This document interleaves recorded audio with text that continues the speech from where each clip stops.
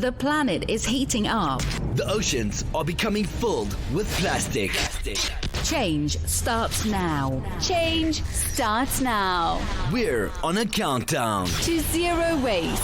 5, 4, 3, 2, 1. This is the Zero Waste Countdown Podcast. Here's your host, Laura Nash. Hi, everyone, and welcome to the Zero Waste Countdown podcast and radio show. Today, we're speaking with Jonathan Morris, all the way from Hong Kong. He is the host of his own podcast. It's called Zero Waste Money. Jonathan, thank you so much for joining us today. Yeah, you're welcome. So you are on the other side of the world from us, and you're going to tell us a little bit about what's going on over there and your podcast, Zero Waste Money, and lots of different things that are all related to zero waste. So I'm pretty excited for that. So you host Zero Waste Money, and that's on Spotify and Apple Music and kind of everywhere. And what other podcasts do you host? Because I think you host one or two more. Yeah, I host three, actually. Wow. My original one when I first began podcasting, and that's just me chatting about pop culture with my friends. And then the second one is kind of like the second most important. It's talk show style, just like what we're doing. And I sit down with somebody who is having a relationship with Hong Kong, whether it's historical, whether in the catering industry, whether they're an actor. So it's based on their profession as well. And then Zero Waste Money is my newest podcast.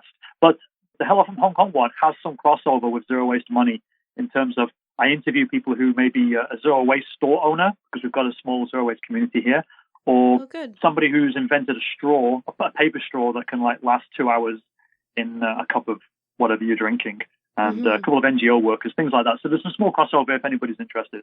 Oh, very cool. And that's funny that you mentioned the thing about the straws getting soggy, because that's one of the biggest complaints that I see online and from people. They say, oh, it gets soggy. I didn't drink it fast enough or whatever. So if people are inventing something that will last longer, I guess then that would be really helpful. So what got you interested in the concept of zero waste? By accident, really. I mean, I've always wanted to do my bit for the environment, recycle or take a walk, use public transport. I mean, I don't have a driver's license. I used to live in the UK and now I live in Hong Kong. And, our cities, respectively, are very small. So I've never needed a car. And then just as I was planning to go on a trip, my landlord wanted to kick me out of my apartment. I had to move apartment just before I was going on holiday. And it turned out that my bed, my queen-size bed, didn't fit the new apartment bedroom. And if you don't know about Hong Kong, apartments here are super small. My current apartment is 400 square feet, which kind of pays off really if you're thinking about the environmental impact of our living spaces. So Hong Kongers have got that going for them. But I knew that conventional mattresses they're loaded with chemicals that actually can cause cancer. And so I ended up buying a wool mattress just simply by accident. I found out that owning a wool mattress, an organic wool mattress, meant that I didn't need to use the aircon. Even in the Hong Kong summers, I could just make do with a fan. So I began to save money, and I reckon I've almost paid off the mattress now. So that was the first thing, and then are you saying that the wool mattress is cooler to sleep on, like in the right? So I've jumped over a bit. So basically, a wool mattress is a better way to dissipate the heat from the human body than a conventional mattress does, the foam or latex mattresses. So you can actually stay cooler if you use one of those. Cool. I didn't know that. But it's expensive, I would assume. Yeah, Home of Wool, I think they have an Etsy page and they have a website. Their price was comparable to a conventional mattress. The shipping took it over the edge, but it's paid off. And that's part of the basis of doing the Zero Waste podcast itself is, okay, there might be a little bit of upfront work, but you will make some return on that investment or that effort that you're doing. Yeah, absolutely. Sometimes it's a bit of money to switch to something that's better and that you can reuse. But then you're right, it does pay off eventually. I'm thinking like women's products, for example. Like a lot of people say that they're expensive, but they actually will save you probably $1,000 or a couple $1,000s over your lifetime if you were to to switch to one of those. So, and you save a lot of money on other things, right? So do you keep track of the money that you save, or is this something that you keep bringing up on your podcast in different areas? Yeah. So with the podcast itself, I only keep track of a few things. One is the electricity, and the second one is the yogurt making that I do, because I eat a lot of yogurt for breakfast. Spend about $100 a month on that, and I've managed to cut that cost in half. That's quite a bit. Or is it just really expensive? Yeah, there? it's quite a bit. Yeah, quite a bit of yogurt. And I don't want to eat meat for breakfast. I don't want to eat cereals. I don't want to eat carbohydrates. These things aren't always beneficial for you either. And plus, you've got the packaging associated with cereals. Never mind. Yeah. If you've got a keto diet or you follow a healthy sort of diet anyway, you don't want to eat carbs. You want to stay in ketosis. And yogurt seemed the most appropriate thing, other than just fruit. Mm-hmm. Yeah, cereal boxes are annoying because they have those bags, and I've never seen really anyone who accepts those bags for recycling that's inside the cardboard box. It's like that waxy bag, Yeah. Yeah. And I think that millions of people eat cereal every morning for breakfast, especially children, right? And especially in North America. I don't know in Hong Kong if that's a big thing that children eat for breakfast. Yeah, but they have something called congee as well, so it's slightly different. But yeah, we have American style or British style, Western style cereals here. Yeah. What's congee? Congee is like a rice-based, like porridge. Oh, yeah. They keep it salted. It's not okay for me. It's not good enough for me, but it's what they eat here for breakfast. Mm. Or they'll just eat bread, which is a little bit disappointing when I ask, because I'm also a private tutor when I'm not podcasting. And so in conversations, I'll say to children, what do you have for breakfast? Well, tell us a little bit more about your yogurt, because I think you've done a whole episode on yogurt, right? Yeah. So yogurt was one of those things where after I bought the mattress, started saving money, we skipped over the solar panels that I bought, but I saved a little bit of money on electricity in Hong Kong with the solar panels. I've rigged up a 200-watt system just outside my bedroom window on the roof. And so those things kind of snowballed, and that's what gave me the impetus to create the podcast. And I started looking at things for my own lifestyle where I thought, okay, where can I save money with something? And yogurt has actually come late into the game with episodes. I'm up to 30 episodes now, so it's towards the tail end. And with that itself, all I did was just look on the internet and just try and find out, well, how do I make my own yogurt? And it's surprisingly easy. Then what do you need? Oh, I don't have a cooker because the apartment is small. I don't have an Instant Pot. So I was limited by the size of my kitchen, because a lot of things that come standard in Western kitchens just aren't available in a Hong Kong kitchen. You probably get a hot plate and a sink, and the sink has no guarantee of hot water because they don't do that here. What do you mean? What? Sorry. A sink. Yeah. So where you wash but you're not guaranteed hot water in your apartment? In the kitchen sink. Yeah, you're not guaranteed, because I've been in 2 apartments, and they're old Chinese style apartments that I live in, and they don't have hot water. You've got to boil it. What about for your shower? Go back in time. Oh, the shower has hot water. Oh, okay. It's just the sinks. Interesting. It's crazy. So everything has to be boiled. So I had to go and invest in some sort of yogurt maker. Now, you can use an Instant Pot. You can use room temperature and put it in a normal cooking pot. Yeah. But because I was trying to follow this zero-waste lifestyle, it took me ages to find a yogurt maker that came in glass. Because a lot of fermentation, you do it in plastic, and I don't want to do that. What's the point if I've just bought a wool mattress? So avoiding all those things, I got the right product that I found. It's by I think it's an Australian company called Luvelli, and they can ferment in water with a glass container. And once I started doing that, all I needed was store-bought yogurt and then some milk. And then with the milk, for me, if I'm eating $100 worth of yogurt, that's a lot of pots I'm throwing away. And as I'm trying to downsize, the yogurt pot sort of stuck out in my plastic recycling bin. I didn't like that, so that's where it came from.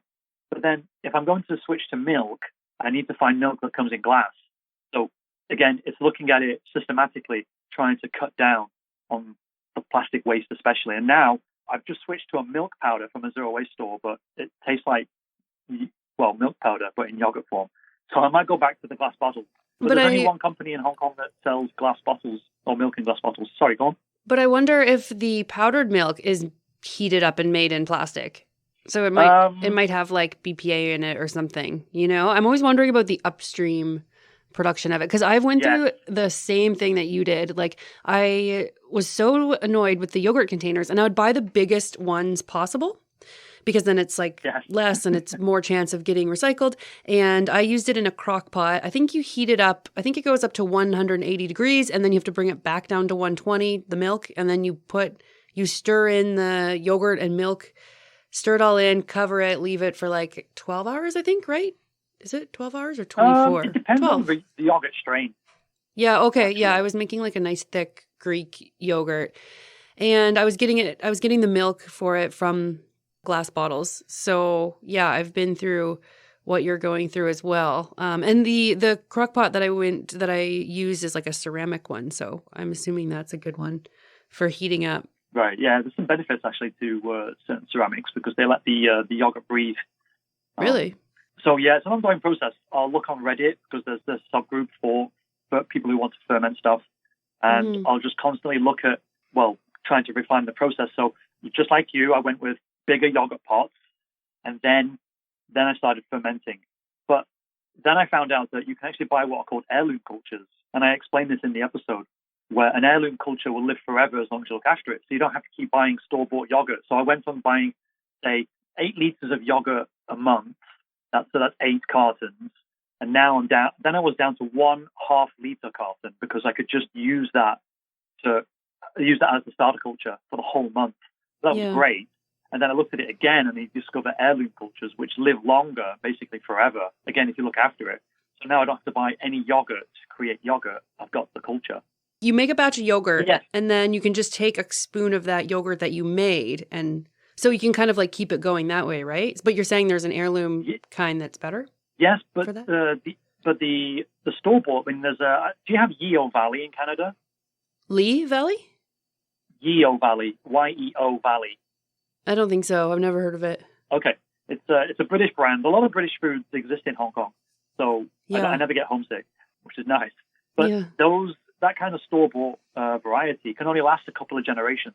So I could use the yogurt, but obviously I've got to use it all up within a few days because it's got a use-by date. But once you keep that culture, you can probably get 4 generations out of it if you're lucky. And then you've got to buy new yogurt. That's probably why some of mine didn't work because I would have like a few good batches and then all of a sudden it would just not work. Maybe that's why. The culture you can't stress it that many times. So I've got 4, but even the 4th one, half of it was just lactic acid because it's just stressed from being fermented, refrigerated, whereas the heirlooms just live forever. Huh, fascinating. I'm sure that's probably where I was going wrong with that. And then I'm like, I just spent like, $16 on this really expensive glass milk and now it's just... I mean, if you want to go really gnarly, there are some heirloom cultures that you can ferment yogurt with at room temperature, say 20 degrees Celsius. You don't even need to use a crock pot. If you really wanted to go zero waste and save extremely, because you can always just take it further and escalate the zero waste. Yeah. But if you didn't even want to use a crock pot, use electrical energy or gas, you could just ferment at room temperature with certain heirlooms and just leave it covered, and that's it. It'll just look after itself, which is crazy. But I can't do it here because the temperature fluctuates so much. Oh, that's very cool. Yeah, I thought, going back and trying to tweak little things of our lives and stuff, I have an electric coffee grinder, and I know there's a hand grinder out there, but I don't want to make my electric grinder waste or I could put it back I could donate it to a store or something, but I'm just happy with it. And it's just a tiny zap of energy, right? So, but one day maybe I'll get a hand grinder. Then it'll be very, very zero waste. And people follow the examples in the podcast. What I say to them is, it's okay to be selfish because I do think a lot of the messaging around environmentalism is kind of not working, especially when we shout facts and figures at people, because the scale in which we're operating, we just can't relate to it just as much as we can't perceive what 1,000 years looks like. We can't perceive the scale in which we're operating, and even without the media and government manipulation of the discussion, it's very hard. So the podcast just wants to simply say, if you listen to these episodes and you just follow these tips, you will make these refinements that will cause you to save money. And that's what's important. And I don't care if I'm playing on people's selfishness, and I don't mean that as a pejorative. I mean that as a positive thing. If you are self-interested, you will look after yourself. And, things do get expensive. And, of course, we don't want to pay for certain things as much as we already do. Or if we need extra money, where can it come from? And maybe we can't work an extra hour and do a little bit of overtime. So if we refine the way we live and the way we consume, we're going to build a little nest egg. And in the process, you're going zero waste, which means you're looking after the environment. So the podcast, even though it's about helping the environment, it doesn't go into great detail about looking after the environment. It's about looking after you, yourself, and your finances. And plus, cause and effect is narrowed. If I recycle for a month, how do I know the effect of that recycling in towards contributing to helping the planet? Whereas if I go zero waste with the idea to save money, I can look at my wallet at the end of the month and say, hey, I'm $20 up. Isn't that amazing? And that's what gives us the sort of Pavlovian response. Keep doing it. Mm-hmm. Yeah, sometimes people message me and say, this is just for wealthy people. And I'm like, oh my goodness, no, it's not. Because I've cut my grocery bill in half since I started my show. And that's because I'm just eating better, healthier. I'm buying things without packaging and I'm making things right from scratch. So I'm really happy with the money that I've saved that way. The only thing I see as maybe people see the zero waste lifestyle movement as being like pretentious or privileged or anything is that there might be some sort of time privilege to learn about this stuff. And I say that because if you are super, super busy and you're working a job or even two jobs and you have kids to take care of and, everything in your life is crazy and you're trying to survive, like you might not have time to start doing a bunch of research into, let's say, heirloom yogurts, right? Like I didn't even know that existed. That's true. And I like that stuff. So I think that's maybe there's a bit of confusion where people think people have to have money, but you don't because you can save a lot of money this way. And there's lots of tricks. But that's why we have podcasts, Laura. So you can listen to them on the passive. Yeah, so that people when they're driving to agree. work, they can Yes. get some of that in, or riding the subway in your case in Hong Kong, right? Because I think you mentioned that you are right. It becomes like I've learned. It becomes a bit of balance between time and money. Yeah. Say for example, the yogurt has kickstarted basically a new life for me as someone who lives in their kitchen. Because I've started making other foods because of the runoff from yogurt. And then one of my girlfriends said, oh, why don't you make sourdough bread? But because I don't eat bread, I don't really want to make my own bread because I'm now investing time in something I wouldn't ordinarily do. Mm-hmm. So I'd just rather just buy sourdough bread and support a local bread maker here. Mm-hmm. So I get what you're saying. Some things I just do already or I have the time, but other things I won't go further into it. But I know other people could. So exploring that in another episode, is going to be interesting. Do you put especially if you want to make bread? Do you put anything? Do you put anything in your yogurt, or do you just eat plain yogurt? I make it plain, Greek style, and then I just flavor it with fruits and some powders. But then the powders, I try to get them in packages that are in glass or zero waste from the zero waste bulk store. Mm-hmm. I try to. Then there's one at the moment that still comes in a bag, and I'm trying to find an alternative because it's crushed chia seed. And again, going back to the issue of time, I don't want to crush my own chia seeds and flax seeds because they take ages. So I'm buying it crushed. But can I buy it in bulk, zero waste? Not yet. Yeah, I tried to make coconut milk on my own, and I bought a coconut, like just a coconut, and I don't know if I've mentioned this before on the show, but I had coconut on my face. Like I hurt myself trying to cut it once I had smashed it open finally. I had to go outside and use like a rock and a hammer to try and get it open. And then I cut my finger because I was trying to like cut it in pieces to blend it. It was just awful. And I think someone wrote to me about that and was like, you should just do it this way or that way. And I'm like, I'm not doing that again. Like that is too hard. Right. It's too much work. It's not for me. I have other things I need to do. So Yeah, milk was a challenge, but I finally have this thing called an almond cow, and it's a machine, and you just put nuts and seeds and all that stuff in it and press a button, and it takes like, I don't know, 10 seconds or something, and then you have really good milk to pour out. So Okay. I finally solved my problem. One of the things that's interesting about Hong Kong, and as you said, we'll get into it in a little bit, is that we have the mix of like high-end malls, but really local shops. And where I used to live, my neighbors used to collect coconuts. Well, I'm sorry, they used to have coconuts delivered, and they would make all these coconut products. And so I could go in there and just buy coconut water, but they would keep the coconut and they would process it for something else because they made coconut oil, That's coconut nice. milk. And Yeah. it was all zero waste as far as I could tell, very little packaging. Oh, And good. then they'll just return the husks and send them back off or something. But it was like it was like an old traditional Chinese store. And they were just my neighbors. And they probably Here, had a I very could buy it good, in a plastic bottle, but buy it from a local shop, sorry. yeah, they probably had a very good technique or like a machine or something, right? Like they weren't out there like with a rock and a Yes. hammer like I was. Yes. Oh, It's that's like good. 2 generations old store. Cool. Yeah, I've talked about that Um, before too, where like depending on what grows in your area. So if you guys are growing coconuts near Hong Kong, do coconuts grow in like really close? You probably have to bring them in, right? Relatively close, I guess, because we're in Asia, but not in Hong Kong as far as I know. I've never seen a coconut tree. Papaya trees, sure, Oh but yeah, not coconut. yeah. Yeah, so they're imported.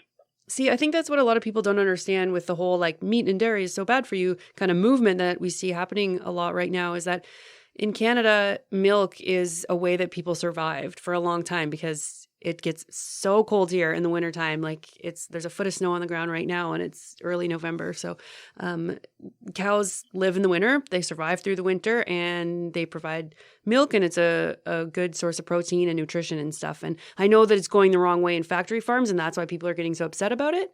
But we don't have coconuts. We can't grow coconuts here. You know, we can't grow almonds to Right. make almond milk. So these are just things that have naturally evolved because of the geography and the climate of the area. Sure. Yeah. Well, let's talk about Hong Kong because I think that's very cool. And I've definitely never been there. I've never been to Asia actually at all. So what That's a is shame. one day? Yeah, one day. So Hong Kong itself, for those that don't know, it's a very compact city. There's like 7.5 million people living here. Switzerland by itself has 8.5 million people.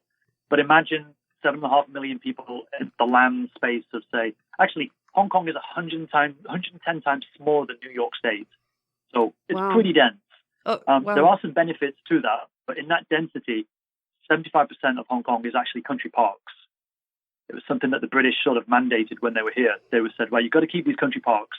So there's a lot of wildlife. I mean, Really? where my bedroom window now, there's a jungle outside, and I'm 5 minutes away from wild pigs and hundreds of butterflies. I never lived in a city where there's so many butterflies. It's a small detail, but it just contrasts with the idea that Hong Kong is a massive city or a big city, and yet it's surrounded by jungle. Oh, that's so good. I did not know that. The country parks and the hiking is sort of like the hidden gem. People don't realize, they just see the city, and they don't realize that it's just 25% of the region. That's it. Yeah. You said that the subway system is like really amazing there, right? So people don't really need cars too much? Yeah, so car ownership is about between 10 to 15%. Everybody else uses the public transport, whether it's the buses or the metro system. Oh my gosh, that's really I do a lot of low. other social media. That's so Again? low. That's really low. I'm going to look up what it is in Canada because I feel like in Canada it's probably like 90% or something. Like 10 to Okay. 15 is so low. I do a lot of social media elsewhere, and then sometimes some people are motivated to come here. And when they come here, they say, oh, the trains here are better than the ones even in Europe. And that's actually true. The trains here are, every 2 or 3 minutes.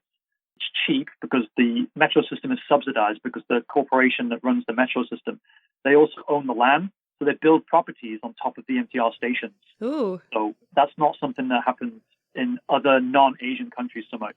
So they can subsidize the rail travel because they want everybody to get around, obviously, because they own the malls and the residential areas. So even though Hong Kongers pay a lot more in rent, we do have cheap travel. Mm-hmm. So that's all very, low waste and great, especially with the car ownership. And plus, for a few years, we were the world leader in Tesla ownership. There was more Tesla drivers here.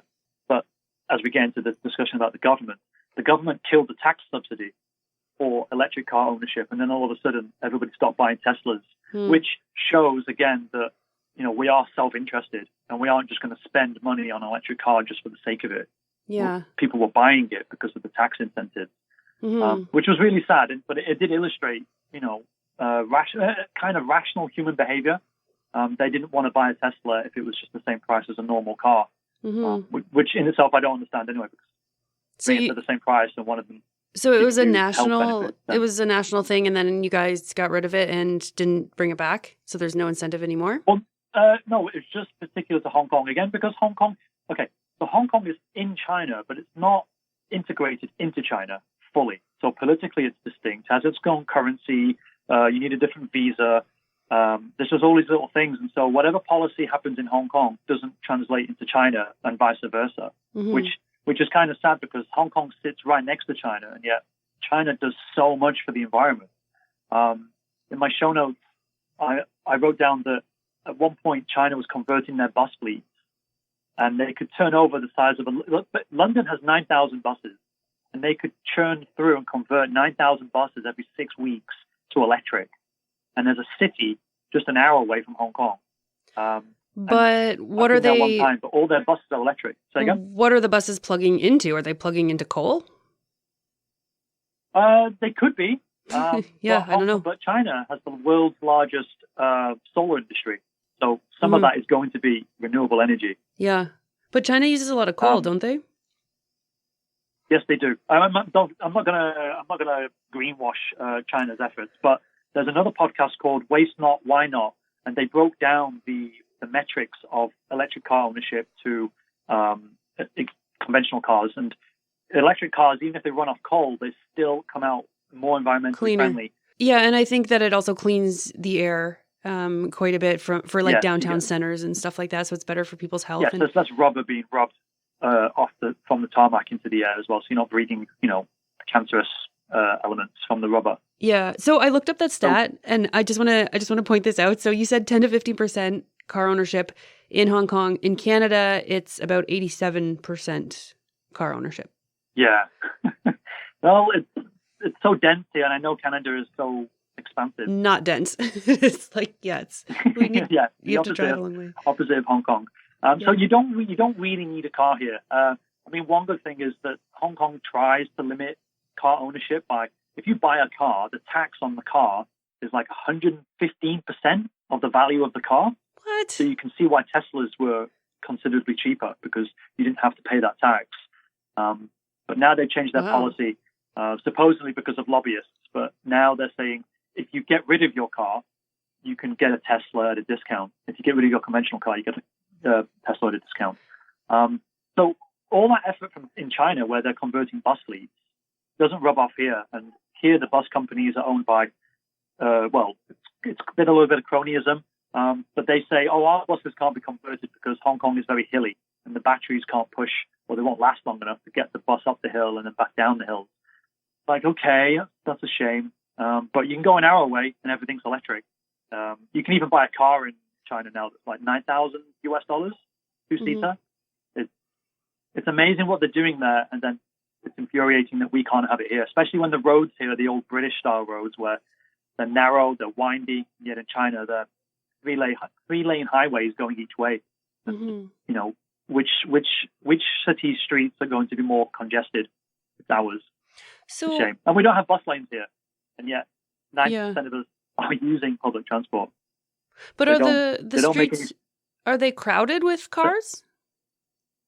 They can be, yes. Yeah. But Hong Kong is always building new roads. They've just recently built a road that goes outside of the Hong Kong island. So they just skip the city, and you can just drive around the city but over the water. Or they'll build roads underneath the city. So it's very three-dimensional, something that Elon Musk wants to do with his Hyperloop thing. But we have, that three-dimensionality to our roads here. It's because it's so compact. But they are aware. We have with this new road, supposedly they calculated that there'll be less carbon in the city, and we've got this state-of-the-art air purifier which cleans the tunnel of all the toxins. So they are doing some things, but again, they're not doing the typical things that we would see in the West, which is the bike lanes and the bus lanes. They want to give, all traffic the same sort of priority, I guess. I would love to see a Hyperloop come between Toronto and Montreal. I think that would be really amazing. I hope to see that one day. Yeah. Because it's a pretty cool Just concept. a point of comparison, London has 200 buses, electric buses, and that's the biggest fleet in Europe. And they converted 2 of their bus routes to electric, and that made the news. And they're going to buy another 78. And that's London all by itself. But city across from Hong Kong, all their thousands of buses are now electric. And again, they were converting them every 6 weeks. Size of London's bus fleet every 6 weeks. In China. So the scale here is magnificent, but like I say, it's not rubbing off so much here. In terms of recycling, we have recycle bins, but inside that amazing metro system, if I have a piece of trash, first bin I'm going to encounter is the normal bin. And if you go to that normal bin, there's a sticker saying, well, the recycle bins are over there. And it's like, well, why don't you just put the recycle bin where this conventional bin is? Yeah. And it always seems to be a second thought, and it's literally playing out like that. It's always a second thought. And with the whole, China refused plastic. Mm-hmm. Do you remember they refused plastic from America and Canada? And yeah, it was now a very they're big trying deal. to ship the plastic. Do you remember that? Yeah, it's a very big deal. Like, what are people going to do? People don't realize how not valuable their plastic yogurt cups are, So, right. Yeah, we've got a problem. So that in itself affected Hong Kong, but you wouldn't think it is, or it would affect Hong Kong because we're in China, but it did. And even Hong Kong's plastic trash was refused. Yeah, So you probably would have we been also have to sending do your something about plastic there, right? Like Hong Kong would have been sending their plastic to maybe China or Philippines or something? Yeah, but I think Hong Kong is planning to build an incinerator, which people are saying you shouldn't build an incinerator, and they want to build it just next to this beautiful island where people live. Yeah. But, okay, it's away from the main island, but what about these poor people? They're not literally poor. I just mean poor as in they're going to suffer. Why are you going to build it there? And their solution is to throw it to the landfill or just put it in the incinerator, which, it's not. It's just things here are always out of date in terms of we've had that conversation in the West, and when Hong Kong wants to have that conversation, they start talking about the talking points that were in the West 15 years ago. It's like, no, you could skip ahead and do what China does at least. They don't seem to want to do it. And I think it's to protect the profits of, and this is a general statement, but protect profits of a lot of companies that exist here who, because it's supposedly, air quotes, a free market, they don't want to upset the profits that they can make. Even Tetra Paks, you can recycle those in Europe, but they won't implement a policy here to force companies to recycle their Tetra Paks. Even if the company is already in Europe, they don't need to do it here, so they won't. So you need true government action, and because there isn't, that kind of attitude percolates down into the Hong Kong people, So where they also, don't put their nose up at environmentalism, but as far as they're concerned, it's not their problem. And as we know, everyone should be invested in it. what did you mean by you're not doing what China's doing? So you said America was having this conversation, I think, about incinerators like 15 years ago, and then you said we're not doing what China's doing? I'm speaking generally, so the idea that any environmental initiatives that have been done in the West aren't being taken seriously here, and they're just saying, well, we can just build an incinerator. And it's like, no, how about, because if you build an incinerator, who's paying for that? The government. Whereas if you create policies where the companies have to be more responsible, then they would have to pay for it. But like Instead say in Europe, of the taxpayers. those same companies have to recycle the Tetra Paks. So they've already solved that problem. But here, everyone uses Tetra Paks, and then they just throw it away, and they don't realize that isn't actually recyclable because there's like 3 or 4 different components to that packaging. They don't know about it. I don't know how they recycle them here, but I know they are recyclable. And there's a big like carton association that kind of monitors it, and we can put Tetra Paks in our recycling here, but I'm not sure what's going on there because there's a lot of layers, right, to take apart. So I'm not sure what's happening there. But incinerators are interesting because you're right. 15 years ago in Canada, they were proposing a lot of them and they said no. And so we don't do that. We've got lots of landfills. There are some incinerators in Canada. I think that they are very well monitored and filtered, I hope. And, alternatively, I don't think the landfills are that great. And I know the argument that if you build it, they will come. It's like from Field of Dreams, I think, from that movie. But if you build the incinerator, then it theoretically it gives people an excuse to produce more garbage and waste resources because it's just going to go away. But it reduces at least by 2/3 or more into ash, but then you have to deal with the ash and it could be toxic. So there's a lot of issues with incineration, but to me it's better than landfill because then we don't get the leachate contaminating the water. We don't get like methane pumping out into the air. But of course, the answer is what you and I already know and what we're doing. And that is like to try and live close to zero waste and try not to produce waste in your business cycle or your home or at your office or wherever. If we can just reduce things that we don't need and reduce waste, then I think everything's going to be a lot better and people aren't going to suffer by if these crazy regulations come in. Like if we keep going like this, like let's say we hit 2050 and it's true there's more plastic in the ocean than fish, like the whole world is going to be covered in a layer of plastic. Like it's insane how much we use and how much gets thrown out. Like it's going to have to be regulated at some point. I just hope it doesn't make it to that point. But I feel like we're getting there really closely. So I don't know. We'll see. It's not all doom and gloom in Hong Kong. There are certain companies that are advocating for wooden utensils like knives and forks, or they are not providing straws anymore. Oh, good. So that's good. But then people here, because of this mixed environmental message from the government, they just get upset if they can't have their creature comforts, just like anybody would, I suppose. But in Hong Kong, I would think some others would agree with me living here that it's more extreme here because there's a lot of privilege being a Hong Konger because you can as a woman not need to work because your husband can just earn enough for the apartments and the woman has a lot of free time.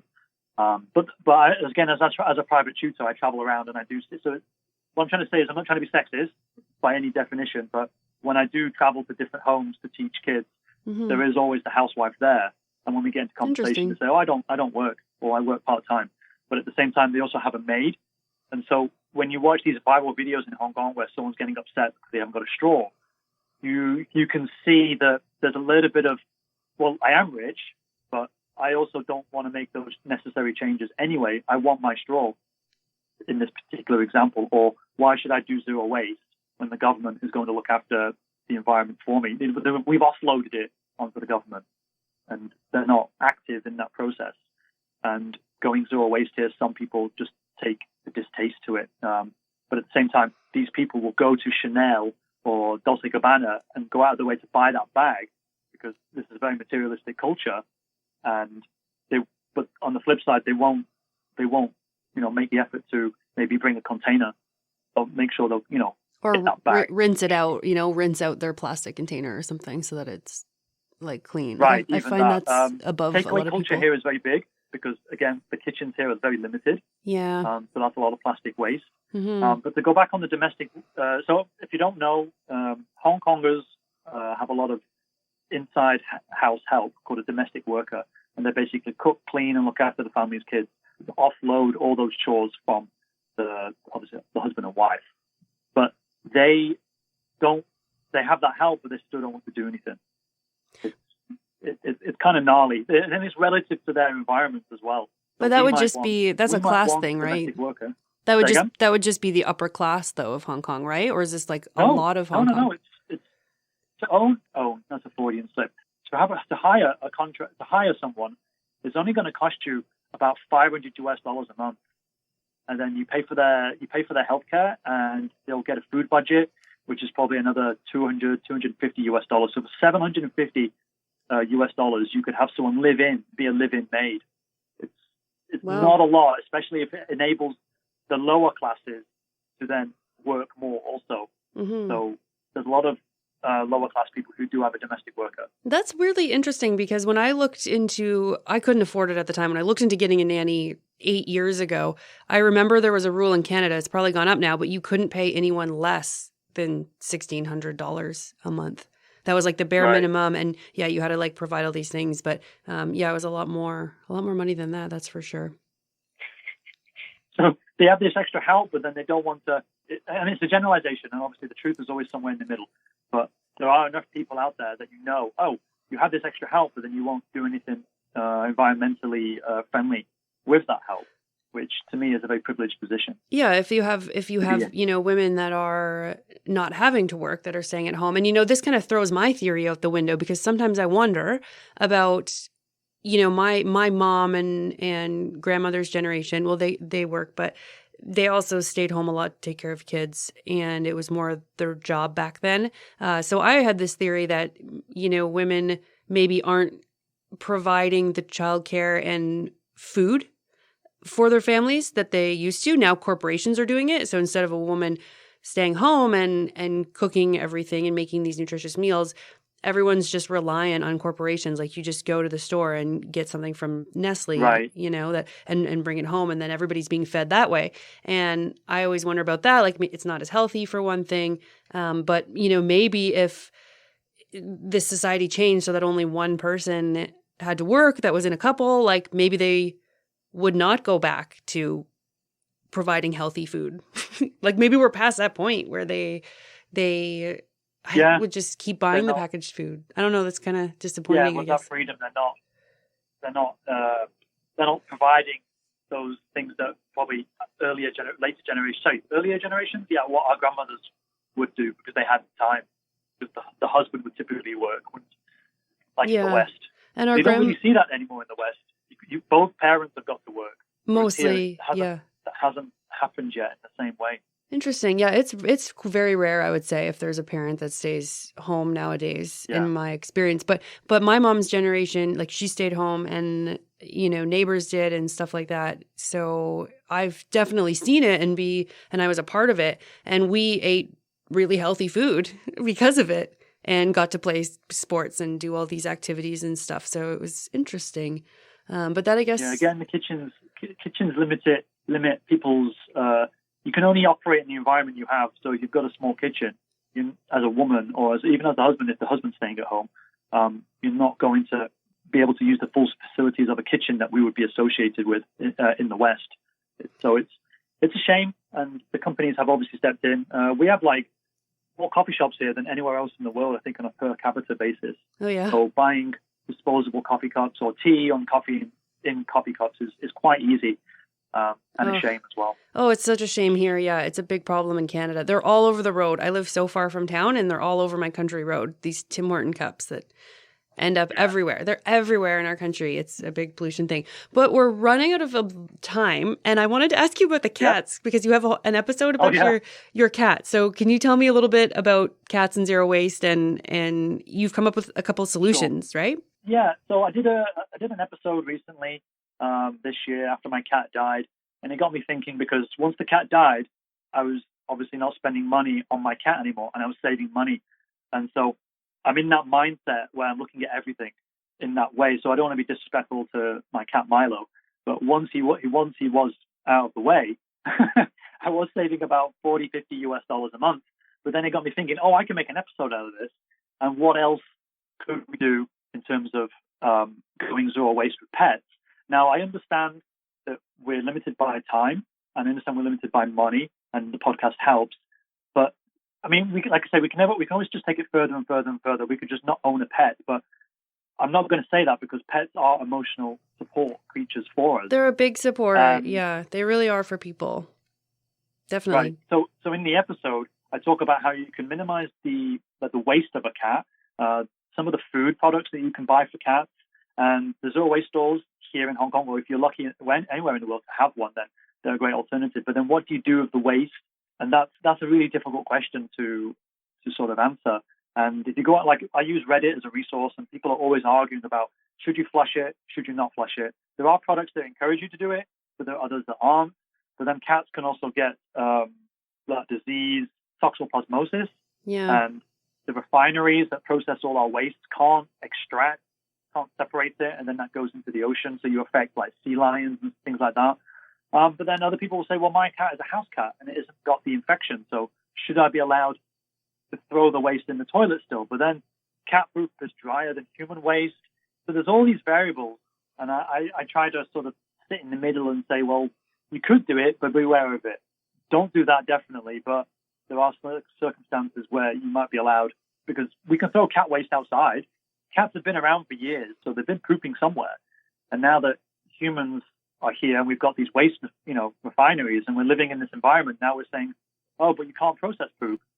It's like, really? I mean, how different? I mean, think of all the human waste, all the variety. Well, don't think about it, but humans create a lot of different waste. There's a variety of it, but the processing plants can sort that out, but not cat waste in particular. Then we've owned cats for so long. Oh, do we really know? We've got to contact these companies that own the waste facilities and say, okay, what's your policy on cat waste, or the idea of just throwing cat waste away, because what am I supposed to do with it rather than just put it in the bin and that goes to the landfill, which at some point has to go back into the ocean. So we're just delaying it. So it's an episode where you really have to look at owning a cat and say, okay, if I really care about going zero waste and saving money, of course, then what do I do with this cat poop? Do I teach the cat to sit on the human toilet because there's a product that exists?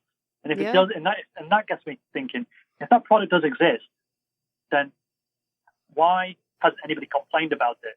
Why hasn't there been a PSA to say, hey, you can't put cat waste in the toilet?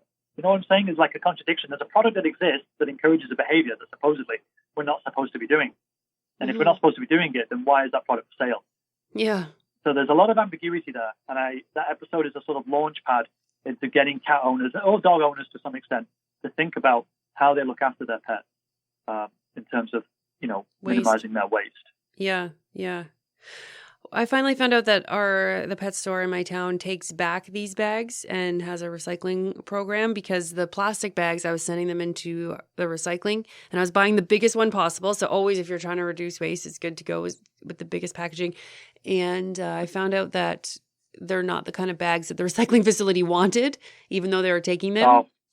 So there's a new place that I can send those. And luckily my cat goes outside all summer, and so do my dogs. And I've trained them. See, I have a yard, which is so different than living in an apartment, but I train them to go to the outside edges of my yard for their waste. So I did that just by picking up a shovel and putting the waste where I wanted them to go.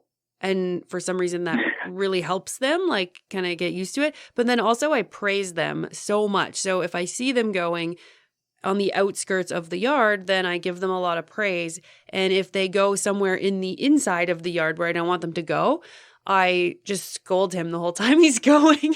It's so weird, but it worked. And now I don't have to clean it up for my one dog. And then I have a puppy that I'm training to do the same thing. So that's how I do it. And then in the winter, of course, when it's super cold, the cat will come in and then use the litter box. And so I use these newspaper pellets. They're like pelletized newspaper. So for one, we're recycling newspaper, which is good. And number two, that will go away eventually. So then again, I go to the outside of my yard and I have a pile there that I'm just sort of leaving there, and it's kind of going away on its own. So I sort of have a zero waste pets, but well, it's a height of privilege to own a garden in Hong Kong, so you're very lucky. Yeah, here it must be so different, but it sounds very beautiful there. I just thought it was this massive giant city. I didn't know that there were gardens. Yeah, if you own a lawnmower in Hong Kong, you've made it. Cool. Well, there's so much to know, about the other side of the world. I just wanted to ask you one more question about anything that you've sacrificed while you're reducing plastic. Is there anything that you miss or anything like that? Or are you really happy where you are? I am really happy. I'm very, because I know plastic isn't being recycled. So it's on my conscience. I don't want people to think it's all about the money with regards to the podcast and my ethos. I really want to do it out of selflessness as well. But sometimes, this is where the selfishness comes back in. Sometimes I've gone to the store and there's something I want to buy and I forgot my container, or the container doesn't even fit into the equation. I thought, I really want it, but there's a plastic bag, it's wrapped in plastic, what do I do? And I just go without. That's the only sacrifice. I will make that decision and say, I'm not buying it. I'll walk back home to pick my container up to then go back out. I will make that decision. That's the only sacrifice. Everything else has been alleviated because I've looked for non-plastic solutions. It can be done. You've just got to spend the time to look for it. And again, Hong Kong is so dense, I don't have to get in the car and travel somewhere. I just go to the supermarket or use the amazing public transport. So I understand my position and my privilege as well in this conversation. So I don't want people to be upset and say, well, you live there and the shop is just 5 minutes away. I can literally shop around and find the non-plastic alternative and go without if need be. So no, I haven't sacrificed anything at all. Oh, that's good that you have access to shops like that, because in Canada we have the Bulk Barn all across the country. So a lot of Canadians have access to shopping in bulk in our own containers, which is very wonderful. A lot of the butchers here will just give you meat in your own container. They're very nice about it. But I know that a lot of people in the United States don't have those bulk stores, or they don't have the grocery stores that'll let them use their own containers. So I think it's maybe it's the biggest struggle in America, as opposed to other countries to go zero waste. I'm not sure. I mean, because I've been to some other countries where you can get a lot of natural food. And I think when people are entrepreneurs and stuff, they would be more likely to let you use your own container than like a big corporation or something with rules and all that stuff. So that's why the yogurt one is so appealing, because you don't have to bulk buy. You just need the heirloom culture and just buy milk. Mm-hmm.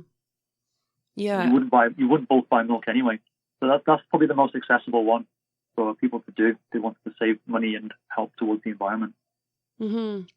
Yeah, people really bugged me on Instagram about making yogurt. They're like, how can you have milk? It's so bad for the environment. And, you know, haven't you seen Cowspiracy on Netflix? And I was like, yes, I've seen Cowspiracy, but our cows are not raised like that. Like our milk does not come from factory farms. I live near cows. I see the cows outside all the time. They are living their absolute best life. It's part of a natural cycle. That's where the milk comes from that I get. And I'm okay with that, you know, but some people were really mad at me for making my own yogurt. So that was like a little weird. Because you said you're near the end, I just wanted to I'm going to share a link with you. I'll send it to you via private messaging. But it's from another zero waster who saved $5,500 by going zero waste in 1 year. Oh, and good. she's got a better itemization of how she did it. Oh, good. I'll send it to you, and you can put it in the show notes if you want. Cool. That would be awesome. Yeah, it's you can save money. You can save a lot, I think. And like I said, I cut my grocery bills in half, and I'm very happy with that. And also, I'm so much healthier now. Like I barely ever get sick, which is very nice, because I used to get sick quite a bit with just like flus and colds and stuff. And now I'm a lot better because I'm paying attention more of what I buy and what I bring into my home. So cool. Yeah. Very cool. It's unbelievable how much we've offloaded. When we buy something, we don't realize either the health consequence, the financial consequence to purchasing it. And then when we take that control back and make it ourselves or source it ourselves, you get all these other benefits. And it's not just about the environment. It's about your own bodily environment and the environment that lives in your wallet. Yeah. Yeah, there's a lot of things involved. It's a very good thing to bring into your life, zero waste. It really hits you in a lot of aspects. And yeah, I'm very, very happy with it. So, well, thank you so much, Jonathan, for coming on the show. And I really appreciate this. And so if you want to check out his podcast, it's called Zero Waste Money. I've heard some of the episodes and they're really awesome. I really like the cat episode too. That was very cool. So thank you so much, Jonathan. Okay. Got it all worked out. Thank you, Laura. Bye-bye. Okay. Did you know you can now find our episodes on YouTube? If you have a YouTube account, please like, subscribe, and comment on there. And if you haven't given us a review on iTunes, Apple Podcasts, Google Play, Stitcher, or wherever you listen to your podcasts, please do so. It helps the algorithms push our show up in search results, which means more people will discover the show and more zero waste solutions will be shared around the world from our amazing guests that we've had on the show. I'm a volunteer at my local college radio station, and I don't make very much money, so if you have a few bucks to spare each month, you can sign up and be a patron on Podbean. There's a little reward button you can click on there. I'm also on Patreon, but I want to keep all my content free for everyone instead of putting it behind a paywall, so you also can donate directly on the show's website, zerowastecountdown.com. We are a registered nonprofit in Canada called the Zero Waste Countdown Initiative. Thanks for listening, everybody, and thanks to our listeners in America, Canada, Germany, the UK, Australia, New Zealand, Spain, and wherever else you're tuning in from. Together, we're going to change the world. Change starts now. This is the Zero Waste Countdown Podcast.